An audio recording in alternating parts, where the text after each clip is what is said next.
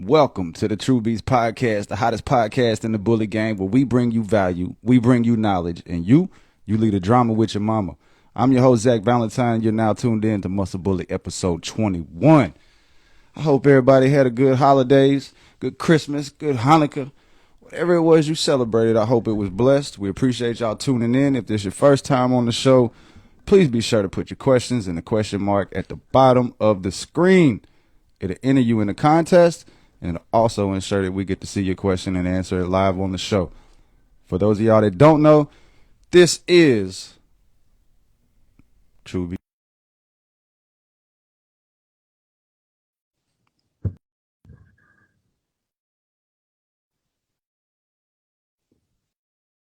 Boom. Get my co-host in here. What's good? The man, what's happening? Waiting on old Stanuel. I hear you. Let's see where I'm at over here. You have a happy holidays, good Christmas.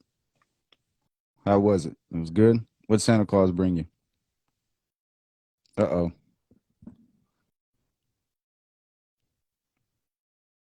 Oh, no. He's frozen. He's frozen. Yeah, for those of y'all that's tuned in on Spotify, Apple Podcasts, we do this live every Monday, 7 p.m. Central Standard Time on Instagram on the @MuscleBully page. So if you ain't ever checked us out live, come check us out. We do it every Monday, 7 p.m. Here comes Stan.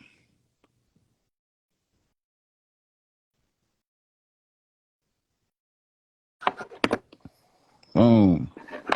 What's up, man? How we doing? Roger was in here and then he froze up and dipped out, so I think he'll be back in a second. Okay. Sounds good. How we doing? Man, everything's good over here. Had a little setup chaos just happened, but, we figured it out. How's everything going out there, everyone? I hope you guys are ready for this Fit Bully giveaway.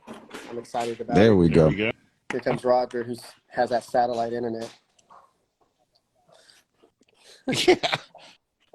I'm like, what the hell? I just Yeah, you disappeared. froze up. Shit. Uh-oh. Here we go. Operator malfunction. Anyways, so let me see here. So for tonight, those are tuning in. Right here is a fit collar wheel, where if you guys asked a question on that post, you are automatically entered that. That is a separate giveaway. And of course, we have our normal wheel. And of course, if you ask questions in the question box, you will be entered in this wheel right here. And right now, we don't have no entries, but if you have any questions tonight, go ahead and ask away. It can be about products. It could be about dogs. It could be just about life in general. Ask us some quality questions, and hopefully we can bring you some value. Whatever you want. Throw it out there. Hopefully Roger has the answer. If not, you guys are going to keep him up till 2 in the morning, Googling and learning. All right, here's a good one to start the day. All right. Pumbaa the Reactive Dog says, second Fire breed it up. choice. Would you ever do a different dog sport? Or would you ever do dog sports? So if you had to choose a different breed, what would it be? And would you ever do dog sports? I'll let Roger go first on this one. Oh, I think he's frozen again. All right. Well, I'll go first then. Dog sports. Yes, I love dog sports. Second breed. I don't know, man, because I have bullies and I had a staffy, and well, I'm really interested in Rottweilers, but then I'm also really interested in I kind of want like a South African Borbal. Like those are one of those dogs that I'm looking for some land. I want a massive dog. I want a 200+ pound dog, but I don't know what kind of sport I could compete him in outside of maybe a protection sport. Outside of that, I don't know, but I want a larger dog. I don't know if I want an XL bully, but I definitely I'm interested in like a true like mastiff type breed. Yeah. I've never done dog sports, but it would be dope. Maybe, in the near future, it might be something I would like to look into. But as far as breeds, man, growing up, I've had all kinds of stuff. I've had a Shar-Pei. I've had a boxer. I've had a beagle. We've had a chow. Labradoodle. No, never had one of them. Bullshit. Don't lie. For real, never had one of them. And I think the worst we ever had. He wasn't the worst, but You just said the it. You said worst we ever had. Yeah, the Sharpei. Yeah. What is it about Sharpays that you hate? I wouldn't say hate. I was young. Very much dislike. All I remember is like he was very ugly. No, he just tore shit up. Oh, destructive. You know yeah, just destructive. Technically, that's your fault because you didn't exercise it enough. Bro, I was like 7. Hey, self-accountability. I don't care how old you are. You know how we talk about self-accountability. Yeah. And he was like, he didn't make it that long because he was like 2-3 months and it was over with. But yeah, man, I don't know. Right now, another breed. I don't know, bro. I've always wanted a bulldog, but I've always been scared because of all the health issues they say they come with. But now I'm in the bully game and I'm around more bulldog people, and it doesn't really seem that way. Yeah. Yeah, like Chris's dogs look pretty. You know what I'm saying? This is pretty fire dogs he'd be dropping over there. Yeah. Him and his wife. All right, Rescue_Sheps. What's your favorite company used to health test? It seems like Embark is most common. Yeah. Embark. I've used Wisdom Panel. Yeah. They kind of do, you know, it's kind of really just, there's other ones too. I mean, really just your preference. But I mean, as long as you're health testing, that should be the main part, I would think. I use Wisdom Panel, but it's because it's what I found before people around me started screaming about Embark. So mine seemed to be pretty accurate as far as the health testing part. It's like 205, 210 that Wisdom Panel does. Yeah. So, I mean, I ain't seem to have a problem with it. How accurate is like Embark, to be honest? That's what I'm saying. How accurate is Wisdom Panel? You know what I'm saying? I'm asking you. I don't know. Don't ask me a question. Don't answer a question with a question. Yeah, my bad. I can't. That's the thing. Like, I guess it's just by preference, right? Because at the end of the day, I mean, Wisdom Panel, I don't know how Embark does. I'm pretty sure it's the same way. They just send you 2 little mouth swabs, and you gotta swab the dog's mouth for a certain amount of time. You know, scrape the gum, send it in, and then they do the test off the DNA. But I mean, it's accurate as far as like, so I knew for sure, like I got 2 dogs that are related and Wisdom Panel picked it up. And now when I look on their profile, it tells me, hey, this dog is related to this dog, and it's a dog that I registered. Sure. Okay. So, well, hopefully that answered your question. If you have a better one, you know, drop that knowledge with us. Let us know. That way we can go ahead and, you know, cover it and stuff. So let's look at this question. I'll answer this question because I'm the only one who can answer. It's Faithlin.11. Do you know when the pre-order vests are going out? I ordered mine when it first dropped, and I'm stoked. See, so here's the thing. So this question right here, I'm not upset at you, but it's one of those things that triggers me because when you're in business, and here's the thing, guys. When you hire somebody, you expect them to execute and do their job. So there's been multiple occasions on this question right here that's a little nerve-wracking, which is why you're going to see things get cleaned up. And as I've talked to Zach and the rest of my team, we're completely changing culture around here. And sometimes you have to do that, and you have to audit your team and audit those people around you. And that just doesn't come from me and my business, but it also should come with you in your life, right? So there should have been an email sent out to you. You should have received a text message blast, and you should have received somebody personally reaching out to you. But now that person's going to probably be me. But to give you an update, our inventory is going to be picked up on the 29th of this month. It takes about 2 weeks to get to our ports here in the U.S., and then it takes another week usually from the ports to clear the ports to get to our warehouse. So we're expecting them sometime probably around the 3rd week of January. However, since you've invested into one already, you should have been updated, which is that kind of the frustrating thing on my end, because consumer experience is everything. That is our product. And if anybody places orders with us now, you will be receiving a text, a personal text, or a call from me probably the same day, if not the next day. And you're going to have my personal contact because I'm going back old school style, Zach. Like I'm going back to the roots back when we first launched X-Dog, which is me picking up the phone and building these personal relationships. So if you're in business, man, stay tuned, because you're going to be able to watch this journey in 2023, where we're putting together right now, where I feel like we have the team that's going to be able to separate us and scale us up like no other in 2023. So again, hopefully that answers your question. If not, you will probably be receiving a personal text from me or a voice text from me, and I'll be talking to you guys soon, especially. All right. Y'all heard it here, man. Customer service is key. We apologize. We're trying to make everything as smooth as possible for y'all. We've been having meetings and trying to get everything in order for 2023, and we got big things in store. So we're excited over here. We hope y'all are too. All right, this Forever one's Humble Bully. How Are much you- exercise does an American bully need day and weekly? Are you reading them off of the contest thing? No. Go ahead. Oh. Yeah, that one's a good one. Yeah.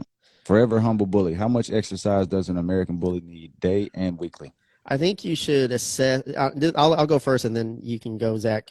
I think every dog is different, right? Like, for example, both of my American bullies are pretty low maintenance. A good 30-minute walk. I get out there sometimes. So, for example, like, it takes a certain type of motivation to get Bravado going. So what Bravado goes crazy over is the jolly ball. However, I got to be very consciously aware of him. So it's just like any type of dog that's extreme, like a bulldog breed, right? And he carries more of the bulldog traits. So he will run himself to death on that jolly ball if I let him go 20, 30 minutes and it's hot. But right now it's cool, so I can take him, I can extend him. I built him up to about 20 minutes on the jolly ball. And then I'll take him on, like, he's part of my 45-minute morning routine too, you know? Yeah. However, I've seen bullies that are different that could go for hours, you know? So you have to be able to assess your dog. You want to be able to bring them to exhaustion, but there's a fine point before you don't want to redline them. You know what I mean? Like, because if you redline them, you could run into some problems. So I always say the winter time, or when it's cooler, that's when you should be putting in the most work, because your dogs can go at it, can go for longer extended periods of time. And so you need to be able to take advantage of this time. So it's cold. Load them with calories, right? Load them with calories, especially if you're going to compete in shows and stuff like that. Work them out. So when it comes summertime, you're only looking to get maybe 2-3 pounds of quality mass. You're putting in a lot of work to try to get that. And a lot of people miss that boat. But, again, read the dog. Yeah, I think that's the biggest thing. I got some dogs that I can let go for hours, and I got some that you just got to watch them.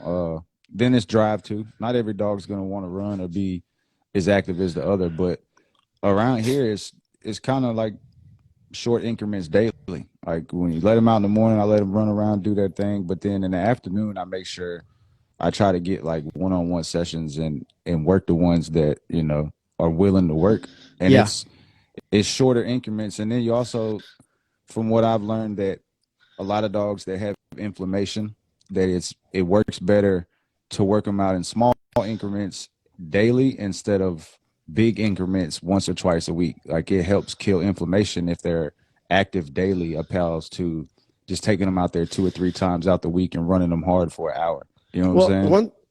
One thing you should do is you got to get that heart rate going up. No matter what breed dog you have, you get that heart rate going up, because you want to strengthen that heart, and you want to start creating that anti-aging process when it comes to the living cells. You want to slow down the aging process of those living cells. So daily exercise is pivotal. And on top of that, like, when you talk about joint issues, most joint issues or degenerative joint disease or stiffness, it all derives from lack of activity. When a dog is like really chill around the house and they're an older dog, they're like, oh, my dog's really chill.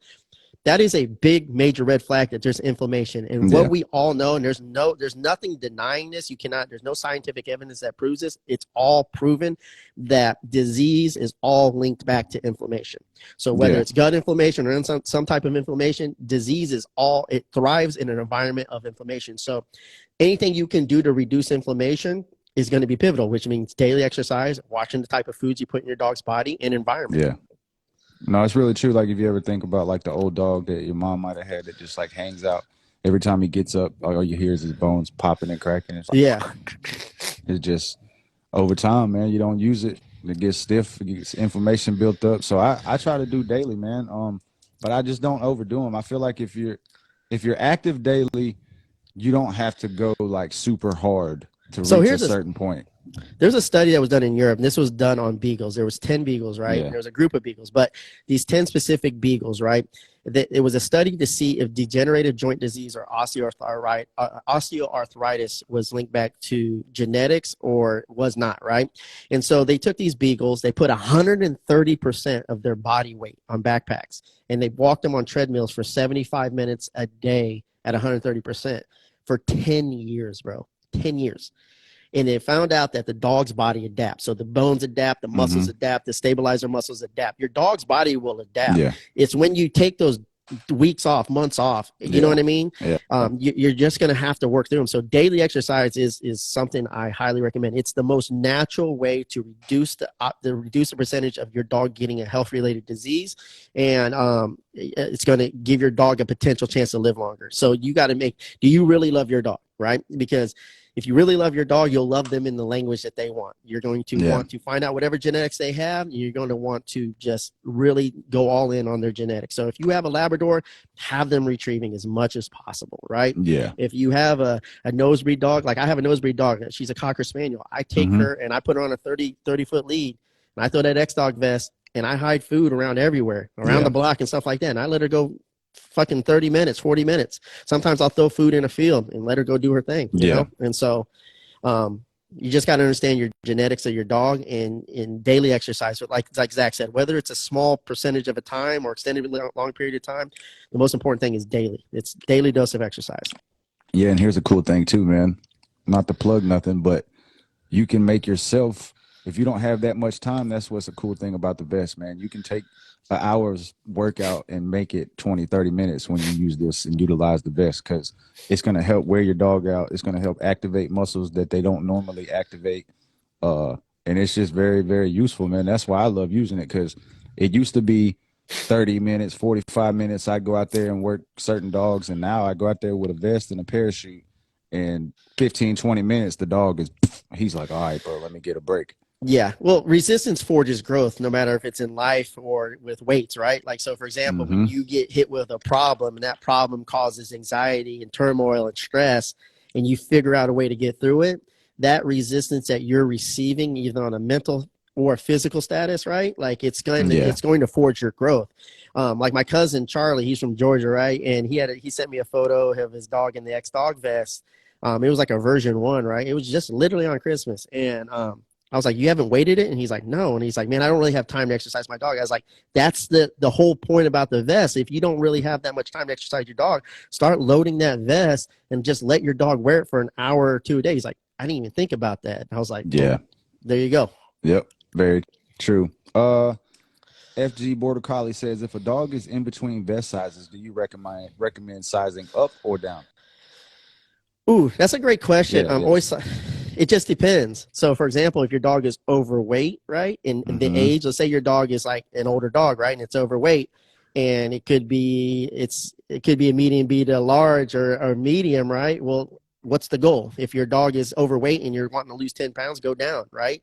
If your dog is a younger dog and you're looking to you're anticipating some growth and some weight, then you want to go up, you know? So it just depends. If you don't know for sure, just hit us up. Like that's the whole point about our new, our program is we want to be accessible to be able to answer those questions for you. And every dog, it's literally like, in most cases, they're all unique. So every dog's going to need something different. So make sure you message us. We're here for you. We're here for you. And I hope you guys had a great holidays, man. I know we didn't say that. I mean, I don't know if Zach said it, but happy holidays, man. I gotta get closer or get some glasses, bro. 6945 Justin says, do you think the dog treadmills are something worth investing in? Hell yeah. I love carpet mills. I love slap mills, because both are like, those are like something that dogs self-propel, so they need motivation to actually get those going. And I love emails, man. I love all type of emails. I think they're all great tools, right? Not something you want to just have your dog constantly on, right? But for example, I have them for, I had a slap mill for Triton to get carpet mill for him. Like those are great. If you don't have a dog that's motivated, then definitely like a dog pacer. I was looking to actually sell a bunch start bringing them in, which I'm probably going to bring them in for the fitness center, and I will do like exclusive deals. But man, there's so many unique ones and just so many different designs of emails now. Like the whole thing I don't like about them is that they're really heavy and you have to ship them everywhere. And if there is a mechanical error, it's a pain in the ass. And I haven't really came up with a solution on how to solve a wire issue. You know what I mean? Which, let's say I've ordered like 20 of them at a time, and maybe out of the 20, the percentage was too high. Like 3 of them had mechanical issues, right? And I'm like, that's too inconsistent for me. Yeah, because they're not cheap. No. These are at the price that rate that I'm getting at, like, are still pretty expensive. Yeah. But they're great, man, especially like if you live in an area that's like constantly shitty weather, you can't get out all the time. Super cold weather places. Yeah. There's a place Or I should just post it stormy. up. There's a guy who sells these carpet mills for around, sometimes you can catch a deal for around $200 to $300. And that's not bad. Yeah, that's not bad at all. And you have How to about pay you, for Roger? shipping. Roger Utilize never the uses treadmill? the carpet mill. He will use a Bowflex every now and then. I think you did. I think if I get, I don't think my internet's going to stay stable tonight, but we'll find out. Yeah. You're still here. You made it through that pause. I made it through that one. Yeah, I saw you spinning, and I was like, there I go. So we'll see. I'll hang on as long as I can. Next week, I'll have to go back to the warehouse. Keep these questions coming if you want to be entered in the giveaway. How'd you say this? How'd you say Alethea the Mali 8? Stan, are you coming out with more people shirts? Just got some for Christmas. Definitely want more. Yeah. People Actually, me and shirts. Zach are going to start working on some new designs for 2023. We're doing some exclusive vintage stuff and just all different types of merch. It's got some Vintage. pieces. It's some pieces. Dude, I had a piece of loogie right here because my Right dog. out there. I was I do. I was trying to get away with that. I was trying to slide. Nope. Not today, I said buddy. vintage. Oh, okay. Not today. Aries Got a Bully says, which accessories do you recommend for a bully, the drag bag or the parachute? I recommend both. Yeah, both, all 3 actually. Again, it's a variety of muscle retention exercises. The drag bag is going to offer drag work. The parachute is going to offer wind resistance, and then the resistance bands is going to offer elastic resistance. They're all different varieties. So, if you're looking to build fast twitch fibers and just kind of like overall endurance and speed and explosiveness, the parachute. If you're looking to build muscle density, the drag bag.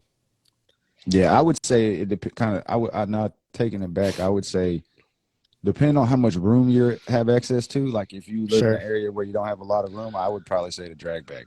Because the parachute, you're going to need a little room to actually get it to activate and pop off in the air. Yeah, for sure. And you're going to want to be in a wide open place. Yeah, no trees, no nothing like that. Yeah.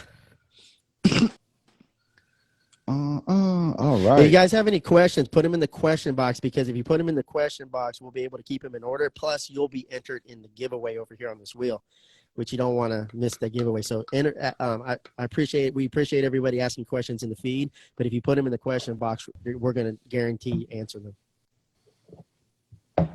if they're not the same questions. Winnie Hunts for Honey says, I absolutely love the camo X-Dog collar. Do you have any other plans for different styles of that collar? Yeah, so we initially, again, I wasn't even eventually like going to launch leashes and collars, and then now we can't keep them in stock, and so we initially came out with the blackout one, and then we said, okay, instead of ordering a bunch of different colors to take a chance on it, we got different patches with different colors to match the vest. But now we're going to start bringing out different colors.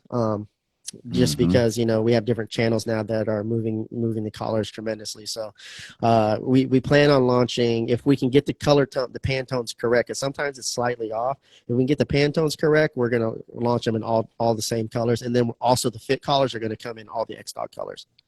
Yeah, that's going to be dope. And we got the non-slip slip leads coming out in January as well. For all them show people or people that like slip leads. I also seen somebody asked about patches. They said, is there more patches available now? Yeah, we got different colors of patches. Those are all day. And then we got, we're going to work on more backpacks. I'm kind of working on this new design backpack that will be more exclusive to us and just even more dog owner friendly. This one might be something that Roger can answer. Stephanie Big Mike Bully says, "What's the next show anybody or everybody is attending? ABKC or BRC?" Roger's not even getting his dogs ready, man. No, that's not what I seen. That's not what I seen. Season opener. Yeah, I won't be there. Rolando Mato. He's gonna make Dina go to all these shows and do all the hard work and networking and stuff while he's at home just taking it easy, whelping litters all day. That's right. Playing with puppies. Yeah, just the easy stuff. That's what they call it, playing with puppies. Does she drive by herself or does she team up with people when she goes by herself? It just depends if she drives, but if she flies, she'll go by herself. Oh, okay, yeah, flying. Just meet people think about that part. Yeah, I didn't think about that. Did not think about the airplane. Yes. There you go. Yeah, Rolando Mato's show here. Matter of fact, I'll tell you the date on that. I just shared it because I did the flyer for him. It is where'd it go? Here it is. January 14th and January 15th in Columbus Trade Center in Columbus, Georgia. South Exhibit Hall. 2 shows. Well, 2 days, 6 ABKC shows, 5 breeds, 6 Who's the host? handler shows. Rolando Mato Armada and his wife. Your judges are. Didn't you go out to dinner with him, Roger? I do all the time. Yeah, get good standings, you know. Yep. Rachel. Oh, I don't want to bash her name. Ogletree, William Orgren, Errol Bowden, Cindy McCloskey, Rodrigo Silva, and Travis Ingram are all the judges. There you go. The season opener is usually a dope show, man. Everybody, it's like Hannah said, it's the beginning of the year. People got high hopes. They're going to come out, you know what I'm saying? They're going to see what they're working with, see what the judges are saying. I went last year, and it was a pretty packed show. There's a lot of people there. Yeah. Guys, if it's blurry on Zach, you're welcome. I know you guys don't really want to look at his face, but me and Roger are pretty clear. So, yeah, you look pretty blurry, Zach. Normal. But if you can't see this, Winnie Hunts for Honey. If you're in the building, you won. You're selected, so you got a couple minutes to let us know you're here, and then we'll spin the wheel. Neely Watt says, "What is the most important thing you have learned about yourself and breeding and business?" Who wants to go first? I'll let the man Roger, because he does both. The man, the myth, the legend. Probably for me, I guess trying to learn how to manage downtime. Like I get in the mode to like want to learn something. Yeah. And then that's all I do. Like I just stay on it. And I'll be up to like 3 or 4 in the morning and then have to get up and, be like, why did I do that? Wear myself out, So just, I guess, learning how to shut it down. For years on the first business, we worked 9 a.m. to 9 p.m., 7 days a week. Yeah. So I just got used to going constantly. But, yeah, I guess maybe just trying to find some more time to just sit on the couch and enjoy the fact that you made a life for yourself. Because it all seems like if I'm not working at one thing, I'm finding myself another way to work at something else. That's not a bad habit to have, though. No, probably not. She asked the hardest thing, not the worst habit. Oh, that's the hardest thing is to take a break. That's the hardest thing. No, she said, what's the most important thing? Oh, most important thing. Oh, what's the most important thing? That you learned about yourself. I'm too critical. I would say that. Yeah, I'm far too critical. I think that's a lot of entrepreneurs, right? Like we're more harder than here's the thing, guys. Like when we get haters and shit, like you think that they're hard on us sometimes, but we're 20,000 times harder on ourselves in most cases. Like the successful people I know, every successful entrepreneur I know is like so damn hard on themselves that whoever hates on them, it doesn't even faze them. Yeah. Yeah. No, that's very true. Yeah. You're not. I fucking make fun of. Telling us nothing we don't already know. Yeah. The 8 Mile effect. I would have to say understanding that I was comfortable not being self-accountable. Like it was okay for me to make an excuse if something didn't get done. And I kind of had to step back and be like, well, shit, I'm the only employee here. I can't point the finger at nobody. No, and it was not even just life. I mean, not even just business. It was every aspect of life, Sure. right? Just being accountable, and not letting that voice win, because we all have that one voice that's just like, oh, it'll be all right. It's okay.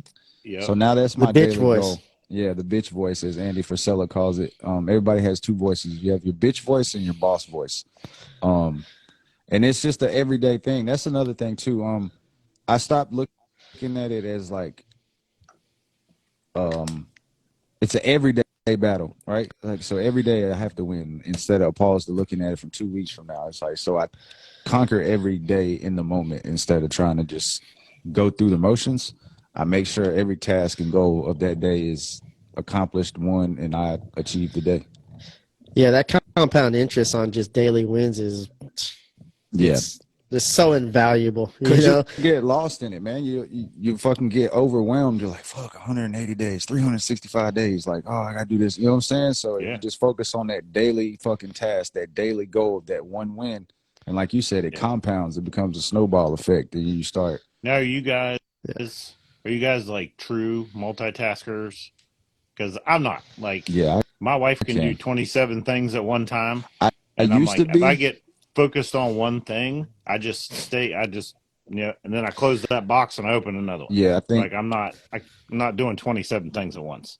I think I used to be that person. I used to be so widespread, and then I would be upset because you don't see certain results. So widespread. Yeah, that's what she said.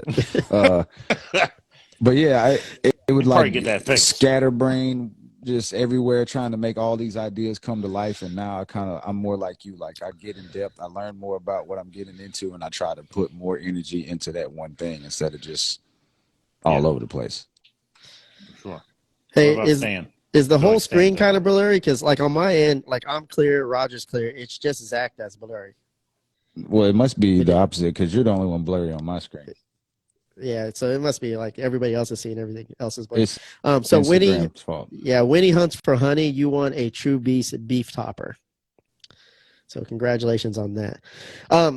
I would say, what was the question? What was the most important thing we learned? Yeah, what was the most important thing you learned about yourself, breeding, and business? So breeding wise, I wouldn't know, but as far as breeding wise, no, I wouldn't know. Get out of it if I'm not in it. If I'm not in it for the better of the breed, right? Like, I used to breed back in 2023. You know, I mean 2003, 2003, 2004, 2002. I was breeding dogs, but I got out of it because I recognized that it wasn't for me. So that was like the best move I could have made, right? But I always studied. I stayed studying and I researched. The best thing that I've learned is to strengthen. Man, there's a lot of great things, but strengthening my network and surrounding myself around those who were better at me in areas that I was weak at. So, for example, my business partner, he's great at marketing, building websites, SEO. So bringing him on as a business partner, it was something like, for example, like I could have had 100% of 100,000, right? But then once I pivoted in my mind and go, okay, this thing is much bigger than this. I want $1 billion exit strategy. I'm going to need some people in my network to help me get there. And bringing him on board was probably like the best thing, is understanding like I've got areas of weakness. I got to put my ego to the side, and I've got to bring on resources and allies who believe in the same vision I do that can help us grow in that direction. So that would be my answer. Very true. Dope. For those of y'all that's just tuning in for the first time, if you're asking questions inside the comments, it's not probably going to get answered. Hit the question mark at the bottom inside the little bubble, and we'll make sure to answer them questions. Ashley, I'm going to be adding more people. Ashley Marty 78 says, are you still going to do tactical stuff? I'm considering it right now. I'm doing a pivot where I'm going back all in on. So, for example, I spread myself too thin. And like Zach talked about earlier, sometimes when you scale up, you get to this point where people don't understand when you come out with a product, it's not like you get to come out with like a couple units, right? Yeah. Like to do it right, like there's a huge investment behind it, and there's a big opportunity that or a big chance that you're not going to be successful. Yeah. Like it's a gamble. Dog food was hundreds of thousands of dollars to take a chance, right?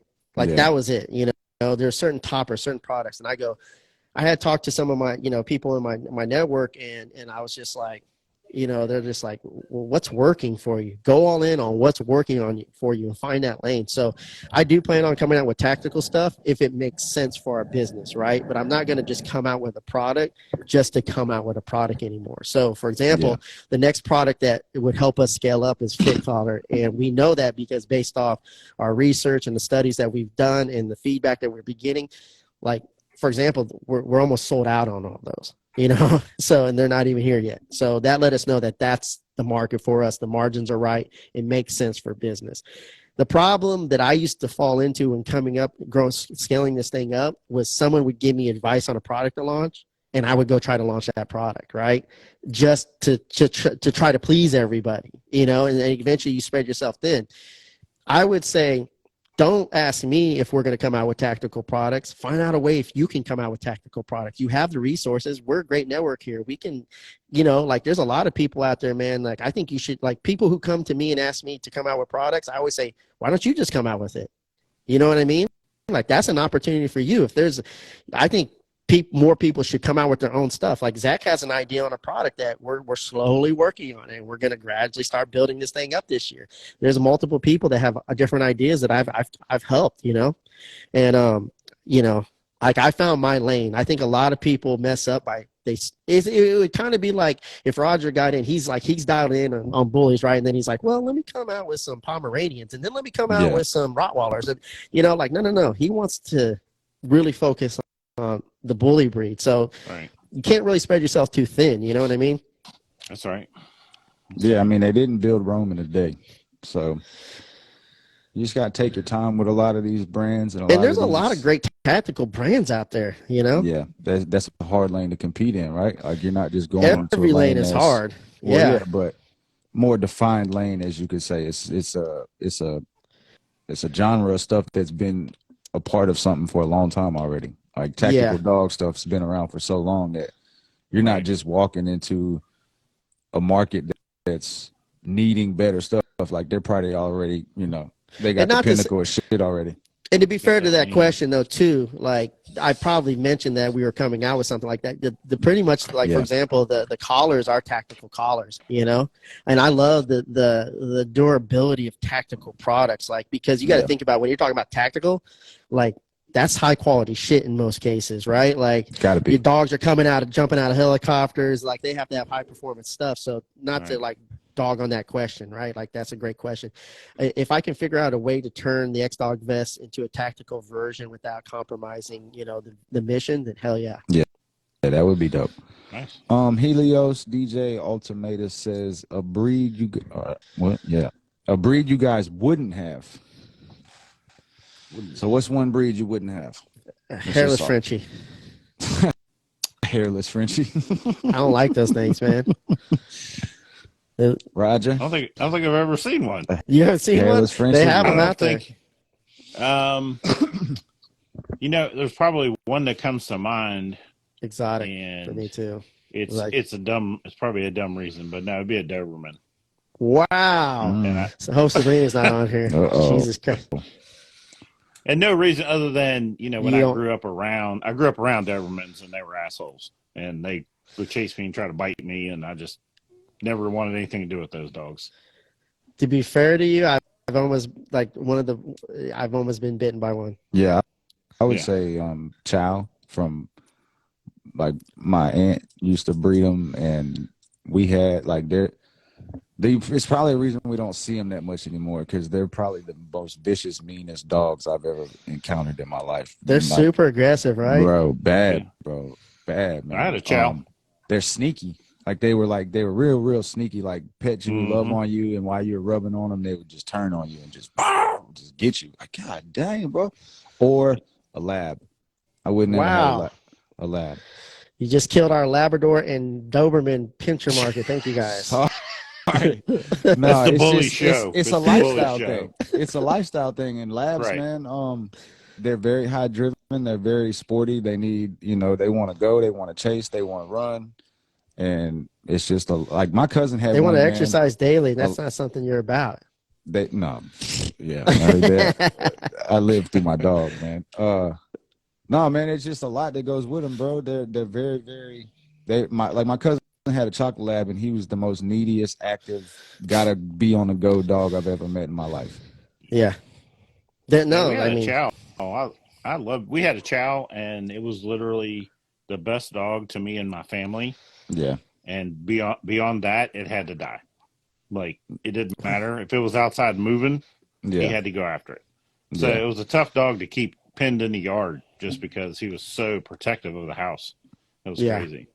They're gorgeous dogs too. Yeah. I mean, the maintenance on them have to be insane. Like, it's not too bad. It isn't. Just brush them out. No, it wouldn't. No, it's like it's not thick.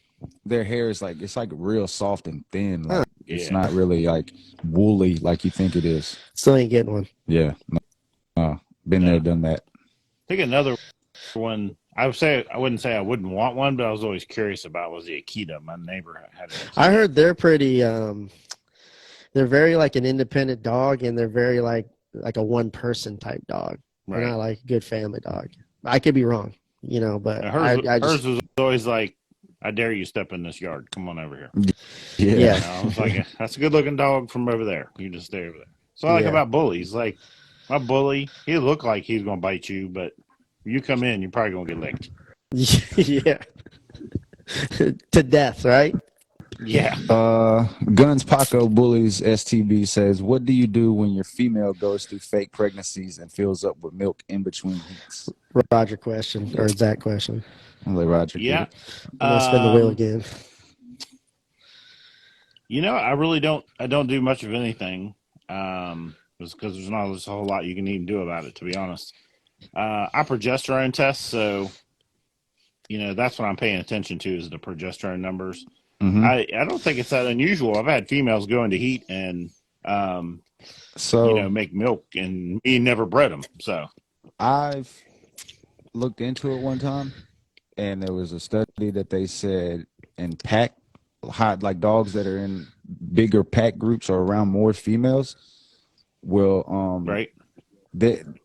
they'll tend to do it. They'll start producing milk and go through early heats or whatever the case may be, false pregnancies, in order to speed up their cycle, just in case the pack leading mom has any issues, they're able to produce milk. If that makes sense. That's interesting. Nice. So that makes sense. Like if you got 5 or 6 bitches, your younger one will more than likely have a false or go into heat earlier or start producing milk out of nowhere, because it's a pack instinct to where if mama gets hurt, then the aunt dog or the sister dog or whoever can step in and handle the situation. That's crazy. So mine's the dominant. Yeah. Mine's the dominant female. She does it just about every time she goes into heat. She'll you go see her swell up. Mm-hmm. It's just not unusual for her. That's why I forgot. I can't remember if it happened to me or if it happened to somebody, but I looked into it and was reading, and I think they called it like the ant pack syndrome. Something. I'll look it up again, but that's basically what it was. In a high pack of females and males, because they know that reproduction is going to happen, right? Because all the estrogen and testosterone floating around, it makes them do it early, so they're prepared. Right. And sometimes Zach and Roger, they'll pump those females and then keep the milk, and they'll freeze it, and they'll last in your freezer for up to 6 months. Man, it's better than almond milk, bro. I'm getting my muscles. Great creamer. So Jax _ Mamba J, are you in the building? If you're in the building, let us know. If not, we're going to remove you. You got a couple minutes. You had won the spinner wheel. Scroll back down to the bottom. Forever Humble Bully says, if you have a choice, what registration do you like better? ABKC, BRC, ABR? What's the major moves from X-Dog and from the show ring for Zach and Roger? So basically, what do we got in store for 2023, and which registry is your favorite? Oh, wait, I clicked off of it. It's gone. Oh, boy. Me, it's primarily ABKC, even though I do some BRC. Ooh. And I think this year possibly I'll probably be doing more BRC than I had in the past. Like a lot of people go all in on one that I just hadn't had time to like split the shows up. You know what I mean? Yeah. I don't really have a preference. Like when I got into it, everybody was like ABKC, pretty much started it. So I was like, well, I'll go with who started it. You know what I'm saying? Now that I've learned, like you said, it's all kind of, I mean, as far as the confirmation, it's all kind of built off the same standard. So I don't really see a problem there. And it's just preference at this point, I would imagine. But to me, at the end of the day, ABKC will always be the pinnacle. Like they'll always be the top. You know what I'm saying? They were the first. They started it. They created it. They're the movement. But like I said, and like Roger said, I got a lot of people that been ABKC, and they're the ones that I've seen lately that's been to more BRC, more ICBR shows. They're starting to hit a lot more other registries, and they're telling me, they're like, bro, you got to check it out, man. Like, it's some of these shows are dope. So I'll be hitting a few more this year. Puppies. So the puppies are on trip mode. Yeah, he's about to go drop the people's elbow on them. All right. What about you? Well, if Mama X-Dog? What's big for 2023 for X-Dog? What's the major move? Fit collar, and my goal is 10,000 personal calls. Like, so my average is I'll be averaging contacting 30 clients a day, right? Of those who've utilized the product or new clients. You guys will have personal contact with me. And so, look at that. And then I'm going to be looking for a place to start to be the major co-owner to all these dogs that everybody's producing have no room for. No, I'm just kidding. But it's so fun. I love them at this age. Yeah. But that's my whole thing is just going back to the basics, man. And my whole goal is to go for like year 6 of growing 100% in a row. So that's what we're doing. We want to impact. The only way you can do that too is just by like impacting people, you know? And so I want to build more personal relationships, impact more people. And I really want to eliminate dog obesity. So that's my goals. You heard it here, people. This is the True Beast Podcast, Muscle Bully episode 21. If you just tuned in for the first time, you're asking questions in the comments, please do us a favor. If you see the question mark inside the bubble at the bottom of the screen, click that, put your question in there. That will enter you in the contest wheel and will also ensure that we get to answer your question. And Zach, we're sounding like a professional podcast, right? Like we got mics and everything. And bro, did you? But why? Why do we sound like this? Where else can they find us? Spotify, Apple, Google. I don't know where else you can podcast. YouTube. We're on YouTube. Yeah. X-Dog. Look us up on YouTube. X-Dog TV. The YouTube. Yeah, the YouTube tube of the U. Have any of y'all checked out YouTube TV? I don't think I have. So I was at my mom's house for the holidays, and I was like, "Hey, let's watch football." And that's what she put it on. It was YouTube TV, and I was like, "What? That's not YouTube?" She's like, "No, it's different. It's like subscription based." And she said she watches everything: football, all her TV shows. There's movies she could watch. I think she said it's like $59.99 a month or something like that, and she's got access to all of it. I was like, "That's huh. crazy." Yep, YouTube got to keep up, bro. My wife thinks she has to watch the local news, so I'm like, does she still do crossword puzzles too? Shit. Yeah. Puma. I think she's going to start knitting. Yeah. Yeah, I was going to say knitting. When she pulls out the fucking crossword puzzles from the newspaper, you know it's over with. Pumbaa, right. The reactive dog. Pumbaa, the reactive dog. I know you asked some questions. So if you're in here, let us know. Yeah, they actually had another question about a GSD. All right, I'm going to go ahead and spin the wheel then. Here's one. No, we got to go to the bottom. Where's it at? Oh, they're the bottom question. There we go. Sometimes my feed doesn't update, so I don't know if people are, you know what I mean? Like, it's really weird. Yeah. Pumbaa the reactive dog says thank you. They're here. They just commented. I have a GSD. I want to work on getting the muscle defined. What is two things I can do? I have the X-Dog vest. Well, what's your diet? First of all. Yeah, we got to know your diet. We have to know everything about your diet. Diet is number one, right? Yeah. Like nutrition is everything. So depending on what you're feeding, and what are you doing in the X-Dog vest? Again, like having the tool is one thing. How are you utilizing it is another. So, yeah. If you could get a little bit more detailed in that, do that in the comments, and we'll Get better dancing. Yeah. But That's also a good reason for everybody to come and subscribe to our YouTube channel, because we're about to start this thing called the X Dog University, which will be very informational, tutorial type videos on all the products, the how-tos, the what-ifs, the what you need to knows, and it'll be very informational for those of you that do have the vest and aren't sure of how to use it with certain exercises. Maybe that's another thing we can add in there, well, Stan. We'll give them 10 different ways they can utilize the vest. when you're talking about developing like more definition, you're gonna. There's a couple ways to do it, but the best way to do it is just explosive work, like a lot of sprint work. I would focus more on the HVT program, which is the high velocity training program. It's going to be a little bit lower weight, but condition your dog up to that 5 or 6% and just do it consistently, 30, 40 minutes a day, every single day. Maybe give your dog maybe 3 days on, 1 day off, give it maybe a rest day, and then a high protein diet. Not would say a higher protein diet. And depending on your feeding program, it's going to depend. Like if you're a free feeder, a person who feeds kibble, or you once a day feeder, that's all going to depend. I said in the comments that we're on Pro Plan. All right, so Pro Plan. Okay, so what are you like? How are you feeding the Pro Plan? Are you feeding it by the bag? Are you adding anything to the kibble? So they won a $15 gift certificate, by the way. Pumbaa the Reactive. $15 gift. Oh, congratulations. Dum, dum, dum. Holiday 7437 says, how much does champion peds matter when purchasing a puppy? I'll let Roger answer this one. It's a factor, but not the only one. Like I still want to see behind that dog a couple of generations.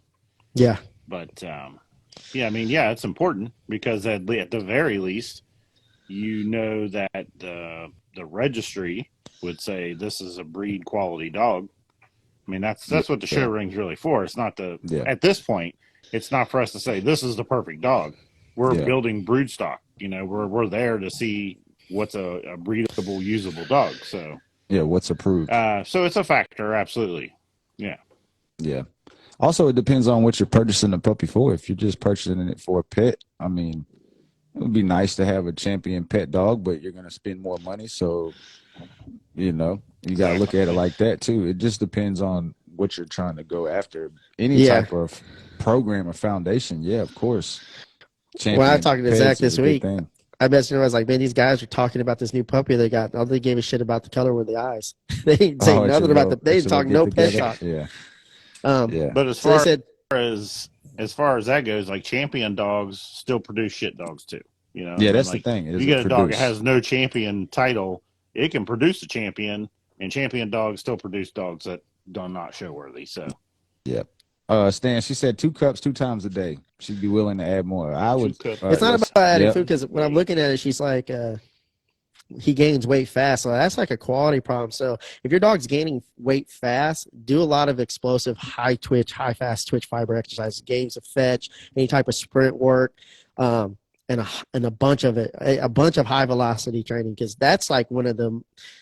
I think there's so many people who wish their dog gained weight better and gained weight fast. Like it's kind of crazy. It's like people who are not active want their dogs to lose weight, and then people who are active want their dogs to gain weight, And so, like for example, I deal with so many Mals and border collies and just a bunch of people who train dogs. They're the life force of the dog, so they're hand feeding everything, and their dog has to work for every bit of food. And they're like, "Fuck, how do I gain weight?" And then you have these individuals who don't work out their dog and want their dog to lose weight. So you have a quality problem there, because it seems like you're listening to the show, so you're obviously invested into your dog's health. So I would do a lot of high velocity training.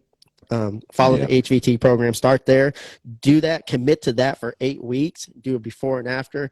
And another thing I was talking to Zach about is we're going to be having transformation contests in 2023. So we're going to look for some crazy transformations. You're going to be able to win some money and sponsorships and stuff from X-Dog, because we're trying to build a culture here. Everybody calls us a cult, right? Like, oh, the X-Dog cult. And I love that, because I'm like, dude, when you're talking about a cult, and I'm not talking like the Kool-Aid and David Koresh. But I'm Disclaimer, I talking don't have- about yeah. like culture, right? Like when you're talking about cult, it's like it's a short term for culture. It's a Kool-Aid. I'm Yeah. just the host. I just work here. We're not talking um, about David Koresh yeah, and it's a Waco culture, type man. shit. We're building a culture of people who are invested into their dog's Yeah. health. So that's something I'm proud of. Yeah. Stanley Koresh. Now, would Thank you you. say that HVT, would that be a good candidate for the drag bag? You can do it. Just do light work on the drag bag. A lot of people Yeah. think they have to put 30 pounds in a drag bag. Like throw 5 pounds in that thing and have your dog do some drag work, on that. Like it'll go a long Yeah, ways. just let them rip. Yeah, I would even try, instead of doing 2 cups 2 times a day, I would do 4 cups 1 time a day and split it. Like let him work out in the morning, feed him at night, or vice versa. You know what I'm saying? Instead of, I think the problem with the extra weight you're seeing is because you're not giving him enough time to digest the first meal, and you're stacking another meal. And on in top there. of that, when you talk about feeding multiple times a day, what does that cause, Zach? That causes inflammation. Inflammation. Now and you got to so- keep up with the workout. If you don't keep up with the workout, then the inflammation is going to get higher, which is going to cause swelling, which is going to be what? Yeah. You're Stuff. kind of wasting food. Yep. He gets 6 if I feed him once per day. Yeah, so some dogs, like there always is an exception to the rule, right? Like exception to the rule. So if you feed 2 times a day, that's great. I always used to tell people feed at least 8 to 12, 10 hours apart if you can, if you have that ability. Now, are you of the mind that, like, I kind of keep my dogs in, like, get up, work, then eat. Yeah. That's great. And Well, that's how they would kind of do the it. opposite. Yeah, Like, that- they feed in the morning. Yeah. Yeah. But yeah, that's the way I think about it. Like, what would they do in the wild? Well, they get up Yeah. in the morning, Yeah. they would run and go work, find something to eat, they would eat, Yeah. and then they go If lay they got under a tree lucky, somewhere. right? Yeah. Yeah, if they got if lucky. They found Yeah. some shit. Yeah, Very that's- true, my man. And that's So for I just humans keep 'em too, on that. man. Yeah. Like like intermittent fasting changed my life. Like I don't eat within the first 4 hours I wake up, and Yeah. I went from being groggy in the morning. That like literally changed my energy levels. And Yeah. so, that's another thing, And then I stopped drink, the cortisone levels and stuff like that. Like people don't understand, like kibble really spikes Yeah. those cortisone levels. Yeah. If he gets sick without feeding twice a day, maybe work him out in the morning before you feed him, right? Just get him more active. He's taking more calories than he's burning, so he's gaining weight. Yeah, and there's again, bloat is an issue too, So just make sure your dog has enough time to digest, and don't load them with water prior to workout either. Or that's a lot of things people don't really realize too. I think people will feed their dogs and then let them outside to go to the bathroom, and it ends up being a play session. They just got done eating, they're running around, they're gonna get bloated, and you potentially cause more problems than good. Yeah. Yeah, that's how I lost Shogun. I lost him to bloat, and that's why I learned about bloat. And bloat is is one of the top 5 killers in dogs. Yeah, and that's just people don't, and it's an expensive rescue too. So even if you get there on time, minimally you're looking at 2 bands, most likely $5,000 to fix that issue. And for those who don't know what bloat is, it's when the stomach twists and basically the stomach it fills up because there's no flow, Yeah. So basically the intestines twist. So it's dangerous, man. You got to be very cautiously aware of it, especially if you have barrel-chested dogs. Rescue_Sheps. If you're in the building, let us know. You want a spinner wheel. Rescue_Sheps. Aries God, a bully, says, what are the most important traits you're looking for in finding a new foundation female? Ooh. Raja from the Rogue Bully. I look. This is my measuring stick. I say, listen. I look at a dog like Precious. You can get those a dime a dozen. Just get you one of those. A dime a dozen. Yeah. If it was that easy. But no. I think it's not. Yeah, it is important to get the best female you can get, obviously. Mm-hmm. But that doesn't mean shit if you breed her to a hype dog that actually just takes away from her. Yeah. Right? Or you can't identify. She's going to have weaknesses. I don't care how much you paid for her. I don't care how good she is. She's going to have weaknesses. So be honest with yourself. Buy the best female you can, but identify her weaknesses and say, okay, well, she's got small feet, or she's a little easty-westy, or she's a little weak in the rear, or whatever it is. And make sure you pick a male to correct that issue. But for me, the female is actually, it's more important for me for the female to be bullied than it is the male. You know, I need my females to be bully. Yeah, and I think, like you said earlier, it goes both ways. The dog has to be a producer, so you got to just go through that first breeding and make sure she's doing what she's supposed to be doing. But that's the key that I think a lot of people, like Roger said, you want the bitch to be. You want the bitch to bring everything to the plate that you need the male to, just in case the male's not a producer, right? And the mama's still gonna hold and give you that type and give you that size. And it's like you don't want to say you're building a house and bring the cheapest wood you can just because it was available and that's what you could get, and then 2 years in, the fucking tornado comes and tears the whole motherfucker down where you could have spent shit down. Yeah. So you always want to come with the best that you can get for your budget, but I think and not Roger like that hit it on dog, the head. but you got to look behind her. Yeah. You know.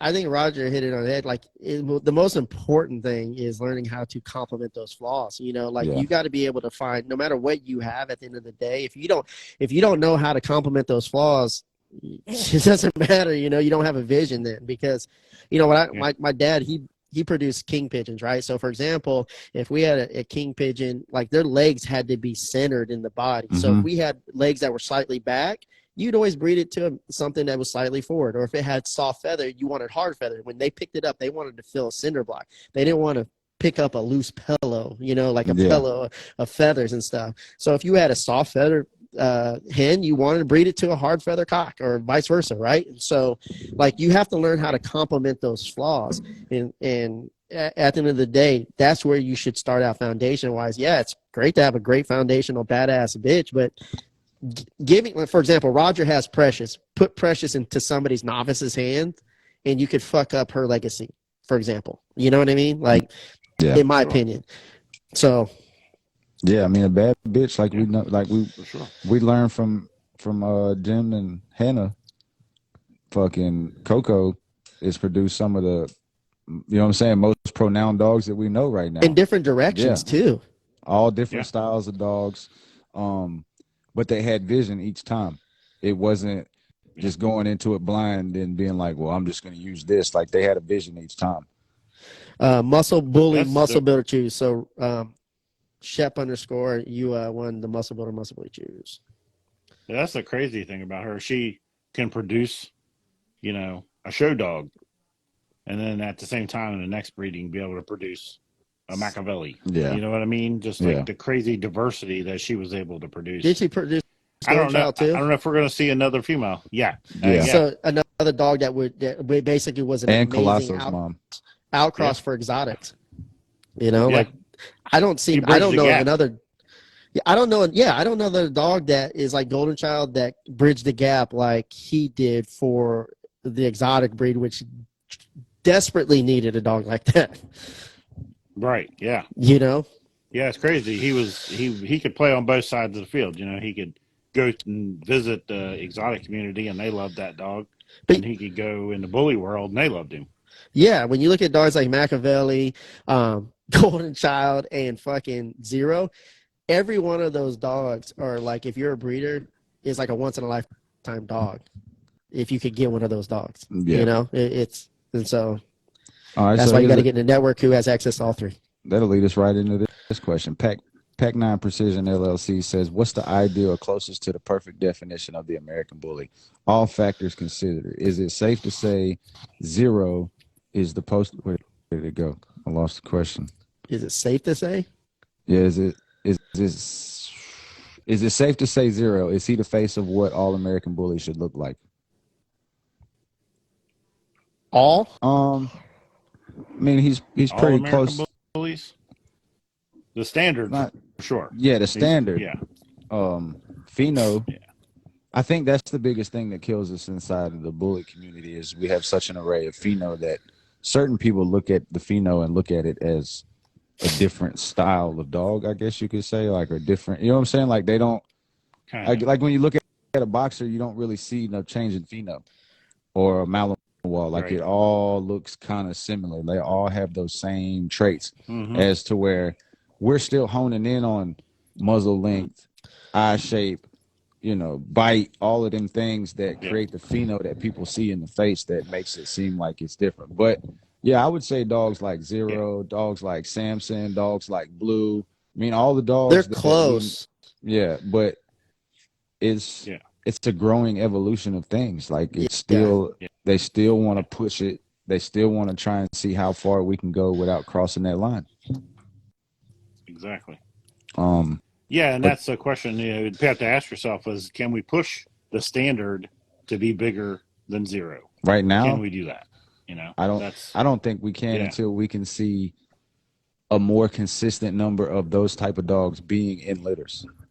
Right, because like we all say now, like, oh, it's a hard to come by thing. Like that dog is a 1 in a chance litter. Like, and I say it all the time to Stan. It's like you got to look at it. There's not too many dogs out there that's got a brother or a sibling that they talk about as much as that dog. Like it just didn't quite match up to the Blue or the Zero, but they're still nice dogs. But those dogs that come like that, man, it's like that's what we're all reaching for, and that's the goal to where we can get. I feel like a consistent number of those style of dogs out of one litter as opposed to every few generations. Right. Well, I mean, the more that dog's used, the more we get to the goal. The people will start to produce more dogs like them off of them. So as far as like, I don't know, you may know this, you may not know this, Roger, like what is Zero's stud fee right now? And is he accessible to just anybody, or like, are they very specific on who they breed him to? I don't know. I'm assuming because every breeder to some point is, you know what I mean? Yeah. It's like picky about who they breed to. I don't know his stud fee, to be honest with you. I know it probably should be, but I doubt it's that. Like Sam's pretty good at keeping him down for as long as he can to give everybody an opportunity to use the dog. Yeah. So I really don't know what his fee is at the moment. There you go. But definitely no exclusivity. If you've got a decent female, you're probably going to get access.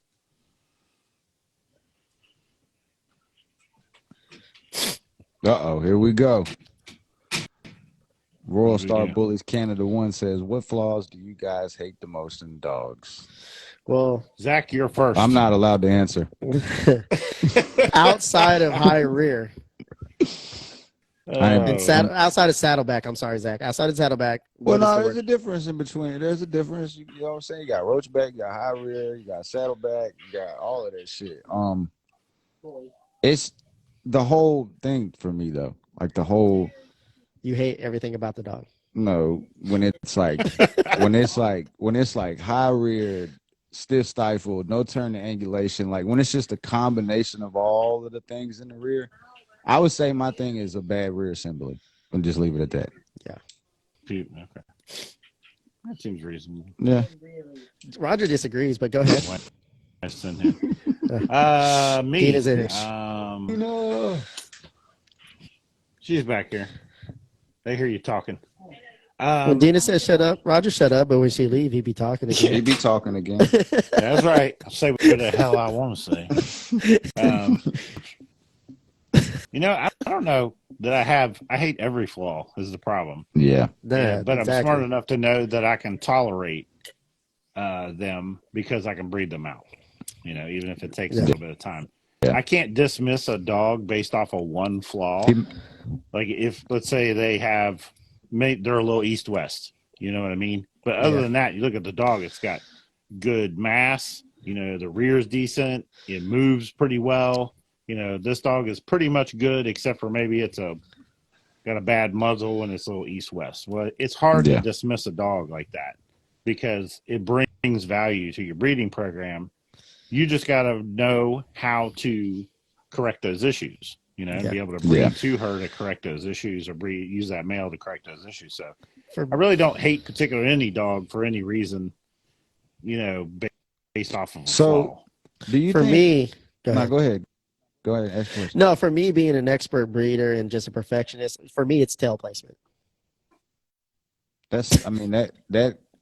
That goes with rear assembly though, and that like a high tail set that affects everything. No, like slightly high tail set. It bothers me.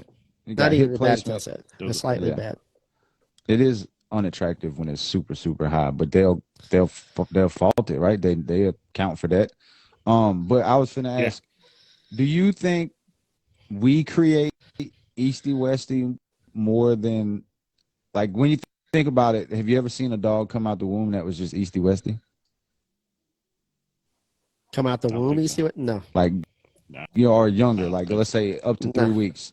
Like, so I feel like a Yeah. lot of the times we kind I think that of takes time create it. because you have to understand, like, for example, 60% of the dog's body weight is up front. So eventually, as the dog grows, it could Mhm. cause potential problems. You know what I mean? Right? When they come out the womb, they're not really standing up. Yeah. You know what I mean? So Yeah. we're not going to see it out Right. the womb. But when you get some of those more extreme dogs with, the bigger heads and stuff like that, Right.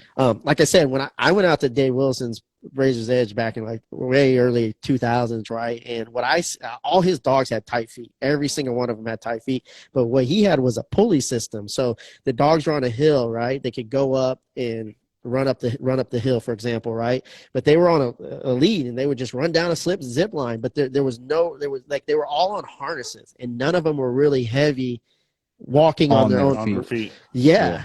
But they all had fucking tight feet, bro. And I was like, that's kind of a genius system. Yeah. So he may have been ahead of his time and he hasn't really shared that to a lot of people. I don't know. Maybe he has. Ooh, you're gonna get us in trouble, bro. Well, maybe he has. I know. Well, I mean, God, there's like what thousands of or hundreds of Razor's Edge members. You Right. know what I mean? Like, so it's not like And it's not there's been up there. a lot of it starts when you look at environmental flaws. So, Yeah. Yeah. east, west, and lots of times when they have hip issues, Yeah. these are all more environmental than they are genetic.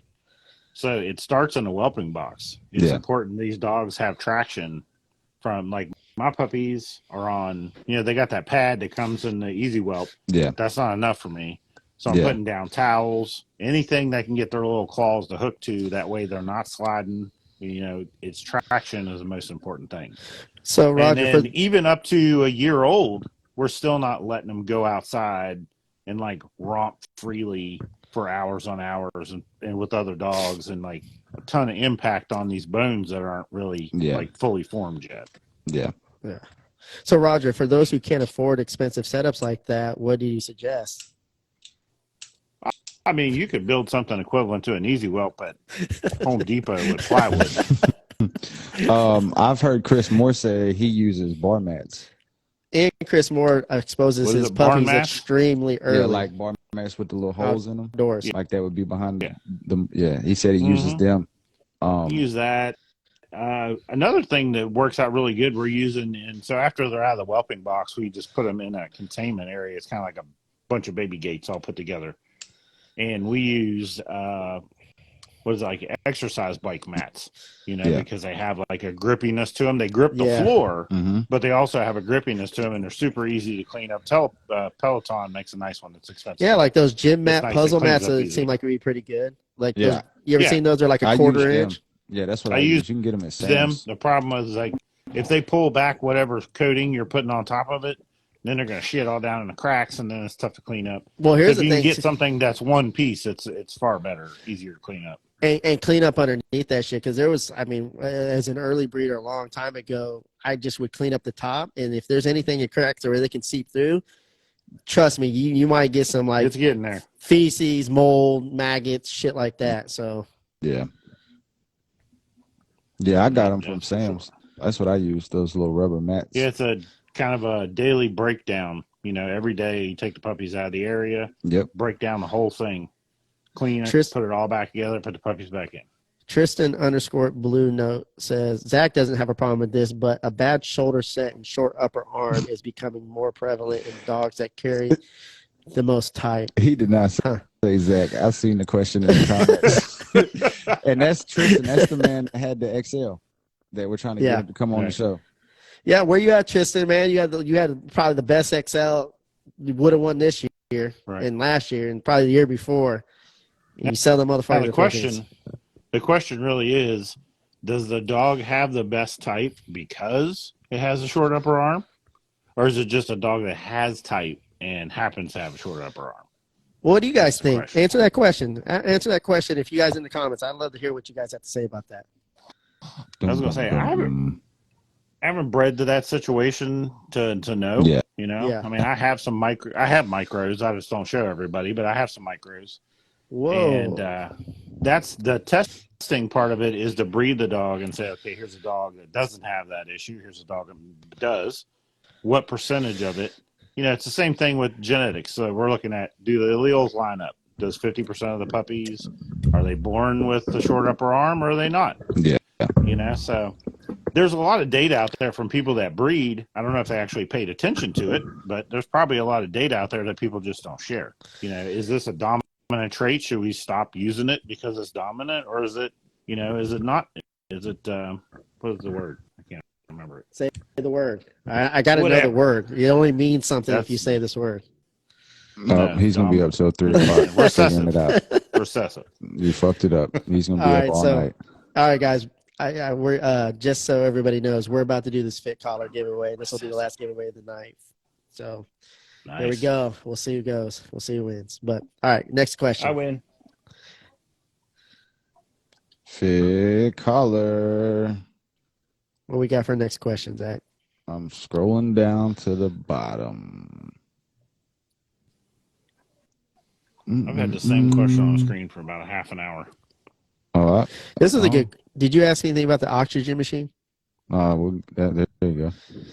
925 Collectors Vault says, do you recommend using oxygen machines in your incubator the first couple of days on newborn pups? Roger? Me? Okay, so every litter, I don't care if it's the healthiest litter in the world. I don't care if they're having some problems. I don't care. The first week, they're in the incubator, and they're getting supplemental oxygen. That's for the first week. Hell yeah.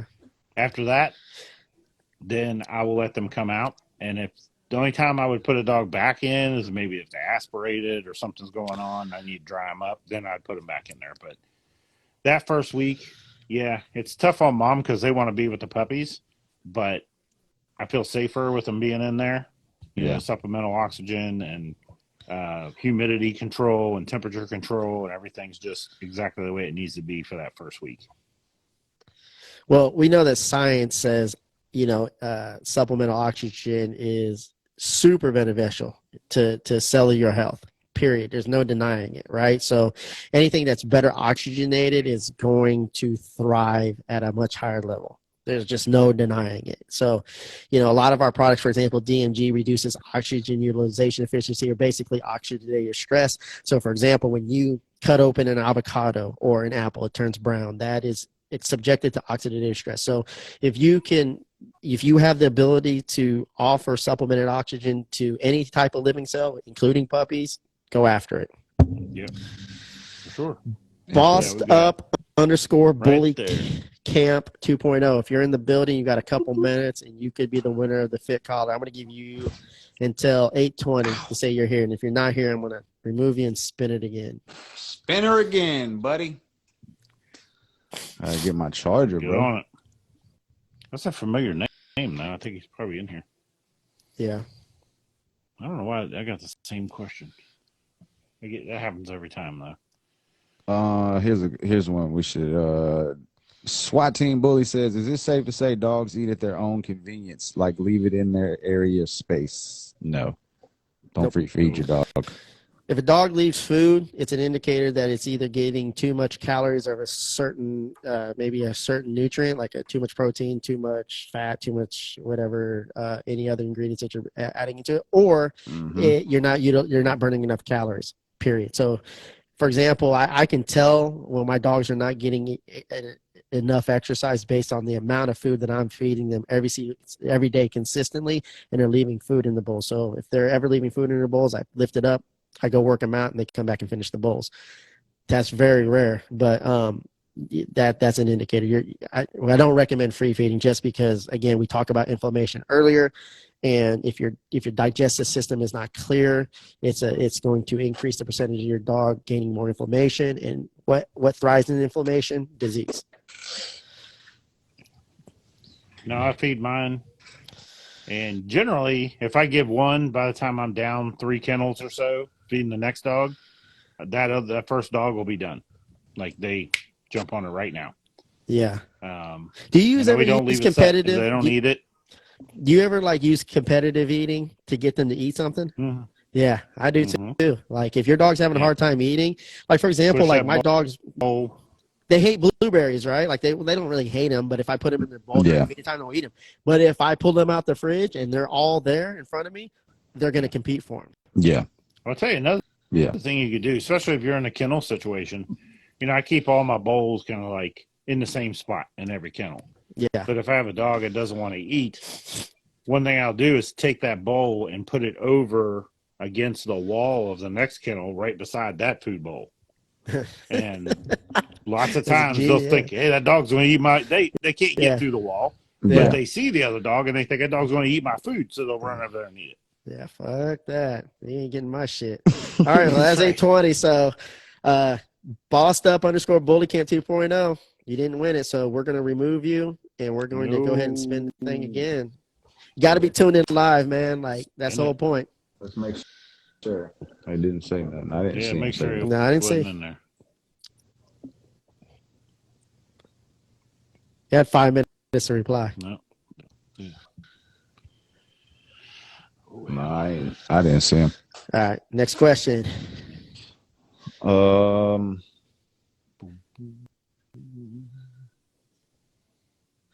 Here's some good questions. There you go. Why do breeders close their studs out to the public? Well, it kind of depends, really. Yeah. Recently we had one closed, obviously Golden Child. Oh, he's closed. He's closed? Yeah, January 1, he's closing him. I locked up 10 breedings with him when he first launched out. I don't know what to do with him, so if you guys – no, I'm just kidding. No. But seriously, though? No, like, I mean – okay, so here, not to interrupt you, Roger, but this is kind of like my idea and plan. Every time I know that there's an up-and-coming stud that's probably coming out of SSS or your camp or maybe Cons, I may go ahead and just lock them in early and let them go up and then close them to the public and then open them up when they're like 10 bands and then, drop them for maybe 95 or 99. Right. Good investment. You guys might want to think about it. A couple of different reasons. Obviously, they can do it for maneuvering purposes. But sometimes the dog just takes in so many lock-ins over a period of time that you have to say, okay, let me pull the dog off for a while. Maybe we want to do some frozen. Maybe we'll let them get caught up on their breedings, Yeah. It just depends on how popular the dog is. There are dogs that are just so popular, there's no way that they could possibly keep up, with the amount of breedings that are coming in every day. So sometimes you have to shut them down, What is it? Name a couple of those. Like, for example, you think we're ever going to see a situation like Colossus in that happened? You think we'll see that again? I don't know if it was Colossus. Yeah. I mean, Colossus, I think he did 100 breedings in like 30 minutes. Oh, God. Yeah. Colossal. It was like, Colossal. Oh, you mean lock-ins? Yeah, they locked in, yeah. Well, lock-ins are weird, right? Because you get a bunch of lock-ins like in a week's period, but that doesn't mean they're going to use them right away. Yeah. You get some people that'll hold that shit for a year and a half before they use it. So that's not a big deal. But it's the ones that are calling you on the phone saying, hey, my bitch is ready. Mm. And then you just don't want to – sometimes you don't want to stack up more on top of that. Yeah. Actually, the motivation for – I mentioned Golden Child, but actually I don't know the motivation of why he's closed, to be honest. But I just know situations that I would be in. Motivation behind it. I was so locked in on the motivation. Yeah.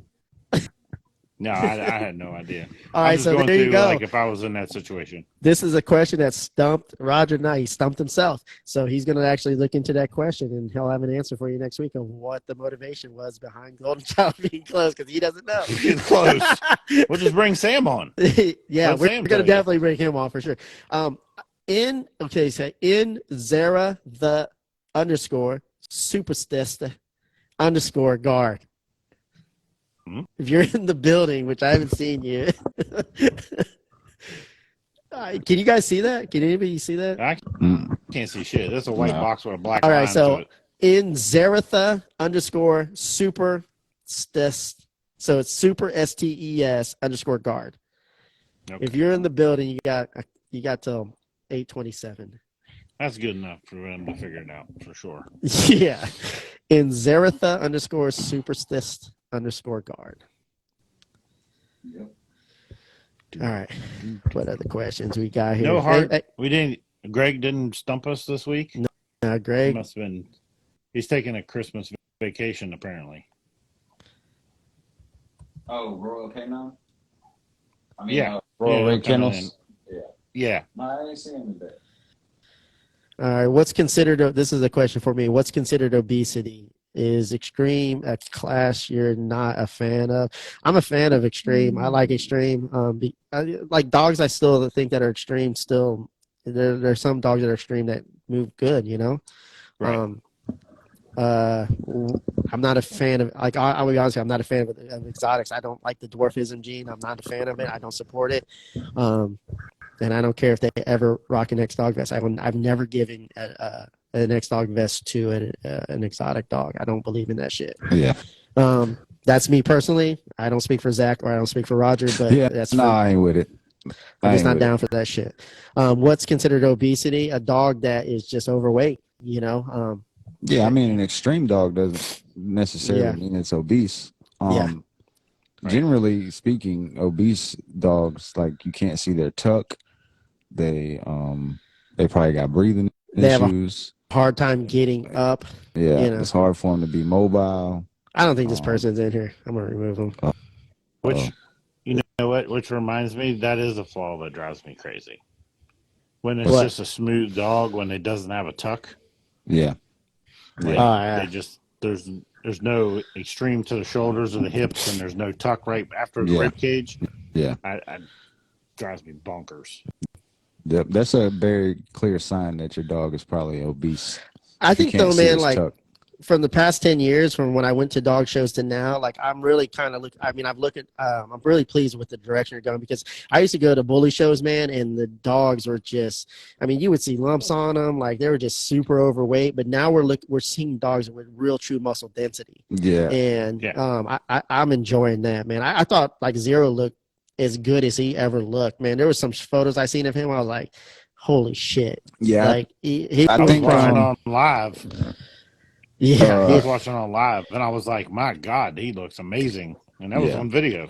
That's substance without sacrificing mass. You know, like that was Pack, he says, isn't extreme class built on being bigger? I think your perception of being bigger and obese is two different. Like, you're getting them mixed up. Like, you can be a big extreme dog and not be obese and overweight. Exactly.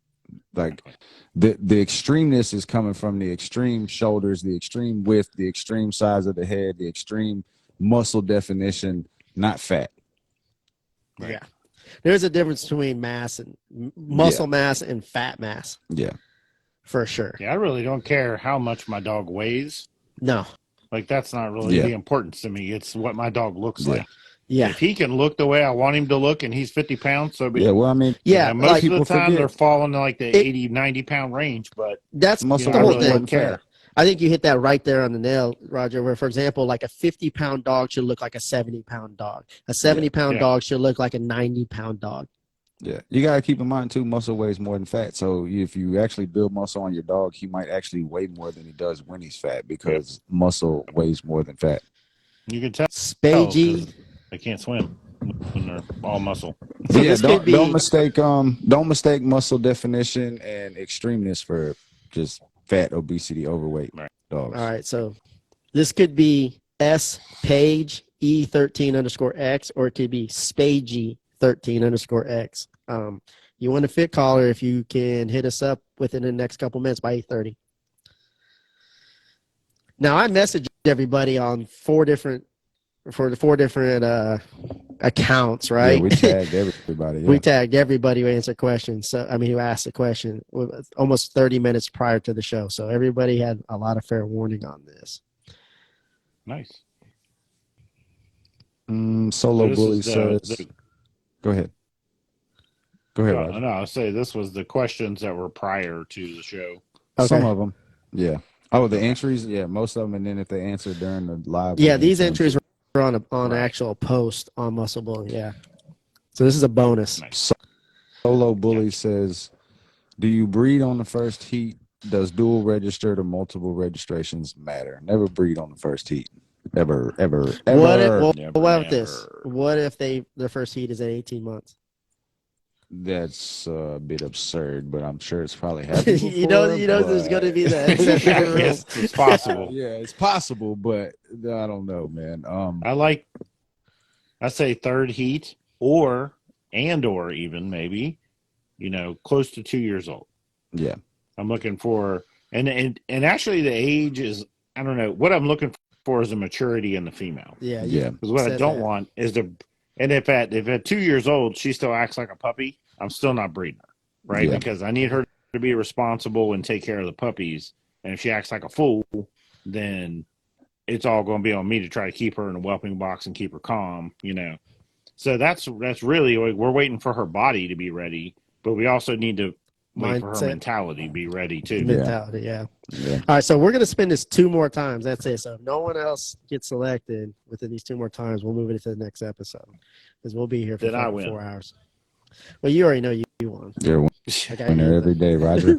That's right. Yeah, wake up never and the first heat. Excellence. I think you'll see more percentage. Like laser beams. Yeah, you'll see more percentage of maybe dogs peaking their second heat at 18 months, 17 months area that take longer.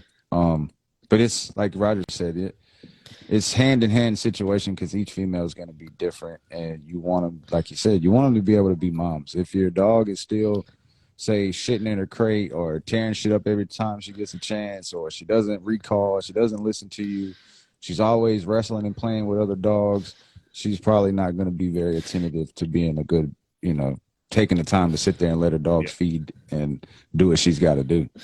Hey, so where you guys are at, do you guys have ant issues? Like you guys have fire ants and stuff like that? Yeah, I do. Not really fire ants, but just ants in general. How do you know that all ants are female? No, you gonna tell us? Because if they're males, they'd be uncles. Oh my god. But that was a conversation we did. Yeah. Giving them soundboard shits. Yeah. That was a great set. Go ahead and hook that shit up. We'll just get that. All right. I'm about to get a mixer and shit and just be ready for that. Yeah, because he's just one punning us lately. He's been waiting for that one. We lost like 10 viewers on that. Actually, we gained 10 viewers. All right, who's got this? Let's see here. This one's close. All right, I know this person has to be in here. They're always in here. I'm going to let Zach announce this one. I can't see that. It's your favorite. Blurry all day. Ace the German Malinois. Ace the German Malinois. If you're in the building, you've got until 8:35 to let us know. Dum, dum, dum. All right, next question. We already answered that, huh? Why do breeders close to the public? Yeah.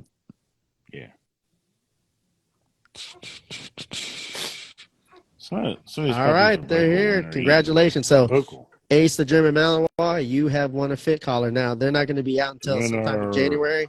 So, congratulations. Hit us up, and we'll get you locked in. And you will be part of the Fit Club 500. What are you doing, Mama? We'll need to know your size, so go to fitcollar.com so we can figure out your size, too. Just measure your dog's neck, and we'll get you taken care of. Congrats on that, Jack. Hell yeah, I'm excited that they're getting that. I always love it when, especially those who like constantly support us, like are winning. Yeah, exactly. It's a big deal. So we appreciate that. Well, let's answer like a couple more questions and call it evening, man. I love shows like this because they go by so fast. It literally feels like an hour, and it's been an hour. Yeah, we're going on an hour and just 40. But that's dope, man. Bullshit session. Let's see. Jack's mama says, do you recommend we get this a lot. Do you recommend the vest for a 7-month-old bully? Nope. No. Unless it's empty and you don't mind investing into another one. Now, if you got the money to invest into multiple vests, by all means, you're guaranteed your dog's going to grow out of it. Now, you can utilize it to create positive object association. We don't recommend adding weight to the vest. until your dog's growth plates are fully developed. So depending on the breed, again, smaller breed dogs are a little bit earlier than larger breed dogs. We would always recommend getting an x-ray, obviously, to guarantee it. But in most cases, general rule of thumb, small breed dogs, 12 to 15 months, you'll start adding weight. Large breed dogs. Now, you're going to ask, well, why do we suggest a large breed dog get a vest at 12 months? Because most likely they're not going to outgrow that vest. So that's why. But we don't recommend putting weight in it. So large breed dogs, 18 to 24 months, medium breed dogs, 15 to 18 months. Rule of thumb, Yeah. It can vary. So just don't rush it. Turn it into a lifestyle. But that's one thing. Like, I feel like breeders are more pressured to produce puppies that are huge, like at 3 months. You know what I mean? Yeah. So they're overfeeding the dogs, they're making their puppies fat, Yep. which is super detrimental to their structure. Sure. Like, I think it would be better if just people in the community would realize, don't really even look at a dog until it's 2 years old to determine, really its value. I look at that, and it's such a tough situation because it's kind of like telling the entrepreneur not to get, like, for example, me and Zach, we talk about it with our team. We're like, man, we talked about it today where it's like, if somebody's a raw feeder and they come in and they purchase the protein and they have a goal of gaining weight, I've got to sit there and go, hey, I could take your money right now, but doing the right thing is telling you if you're looking to gain weight, you don't need to add more protein to your dog's diet. So I got to skip that sale, Mm-hmm. you know what I mean, for long-term, long-term relationship. And again, I think like people, they really need to, if they're doing the right thing, they will be patient and don't look at their dog until they're 2 years. But it's fucking hard when they're like, damn, I got to feed this dog. I got to put my dog in a certain position, it's just kind of challenging. It definitely is. It's definitely, and plus, like I said, there's a demand on the community. Yeah. That they want to see dogs that are huge at a young age, Yeah. And that's exactly the opposite of what you should be doing. You should be keeping that dog somewhat lean. Yeah. And, until it gets a chance to grow into itself. Yeah. And then you can let it put the weight on it. But it's a tough situation. Tough. So easy. All right. One more question, man. One more question. We'll call it an evening. Van Bully Fam says, is it okay to lock in a stud and sell it to someone else? I mean, I think the contract, right? All parties involved would have to be. Yeah. The contract should stipulate whether you're allowed to do that or not.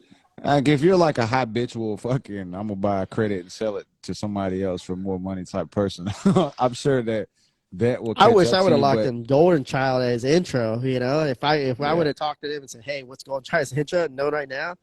Fuck yeah! I wish I again. You'd probably have to talk to a stud owner and make sure that's a very transparent and very clear understanding. Hey, I don't have anything for this stud. Do you mind if I sell this credit in the long run? Make sure that's very transparent and very clear. I think that's another big problem with a lot of transactions in the bully community is that there's not not full transparency.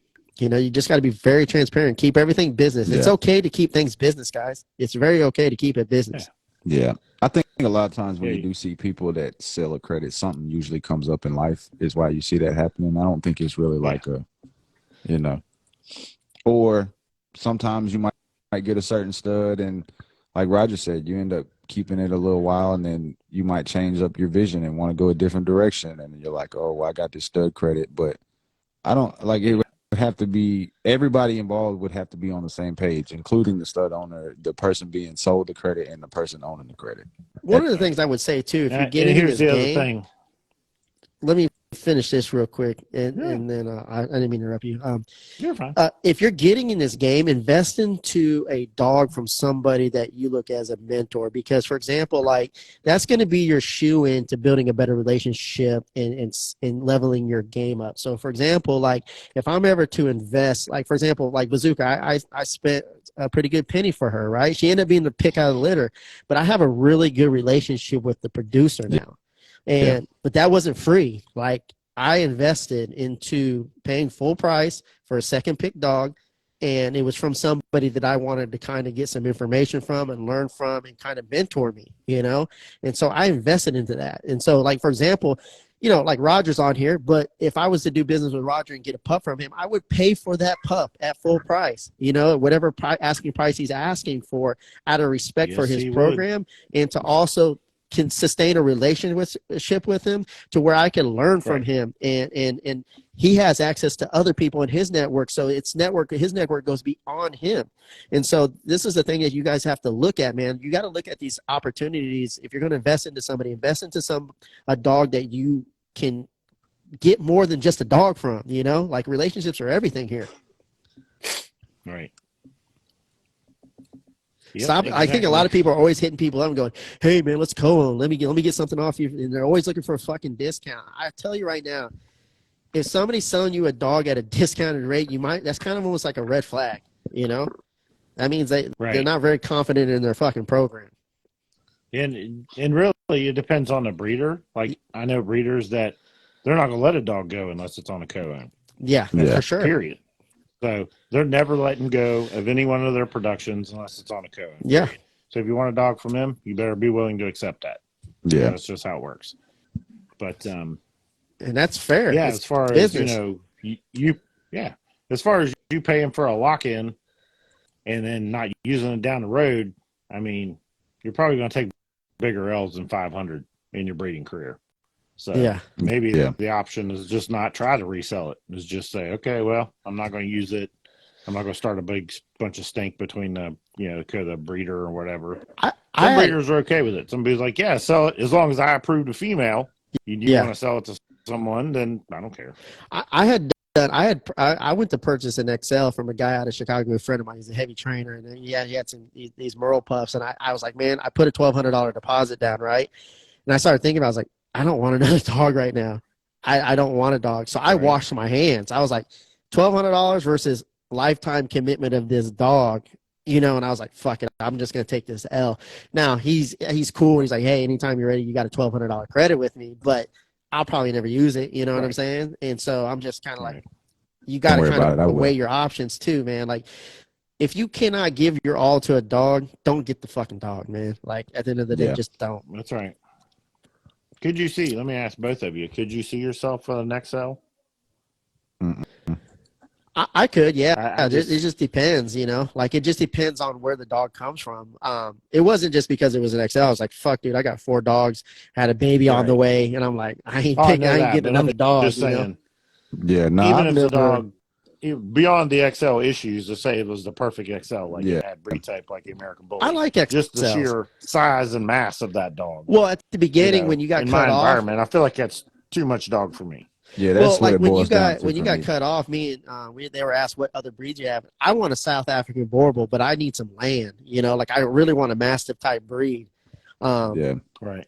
I wouldn't get for me, like, getting an XL Bully, like, fuck that. If I'm gonna go big, I want to go that 200-pound fucking really good quality fucking Borbal, or some like a Corso, but like a really good quality one. Like, it's just something super impressive. But it'd have to really impress me. Like, Corsos are too inconsistent as well as far as phenotype. Like, sometimes you could get a hitter or you get that fucking sloppy motherfucker, like it really depends. So you gotta be very careful.